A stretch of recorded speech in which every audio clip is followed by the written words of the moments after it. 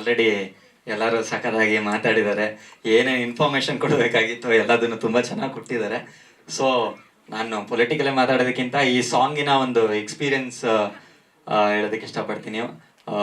Ma'am ಹೇಳ್ದಂಗೆ debut ಇತ್ತು, ಹೇಗಿದ್ರೆ ಒಂದಿಷ್ಟು ವರ್ಕ್ಶಾಪ್ಗಳು ನಡೀತಾ ಇತ್ತು. ಈ ಗ್ಯಾಪಲ್ಲಿ ಈ ಸಾಂಗ್ ಒಂಥರ ರಿಫ್ರೆಶ್ಮೆಂಟ್ ಆಯಿತು ನನಗೆ. ಅದ್ರ ಜೊತೆಗೆ ಟು ಬಿ ಫ್ರ್ಯಾಂಕ್ ಆ ಲಿರಿಕ್ಸ್ ಕಲಿಯೋದಕ್ಕೆ ತುಂಬ ಓದ್ಬೇಕಾಯ್ತು ನನಗೆ ಅಷ್ಟು.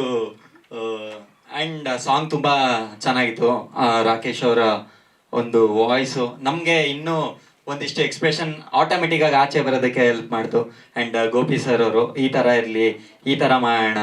ಆ್ಯಂಡ್ ಏನಂತಾರೆ, ಈ ಸಾಂಗಲ್ಲಿ ಸ್ಮೈಲ್ಗಿಂತ ಅವರು ಹೇಳ್ತಾ ಇದ್ದಂಗೆ ರೇಜ್ ಬೇಕಾಗಿತ್ತು ಅಂತ. ಸೊ ತೇಜಸ್ವಿನಿ ಅವರು, ಅನನ್ಯ ಅವರು ನನಗೆ ತುಂಬ ಹಳೆ ಪರಿಚಯ. ಕಲರ್ಸ್ ಕನ್ನಡ ಅದೊಂದು ನಂಟು ಹಂಗೆ ಇತ್ತು.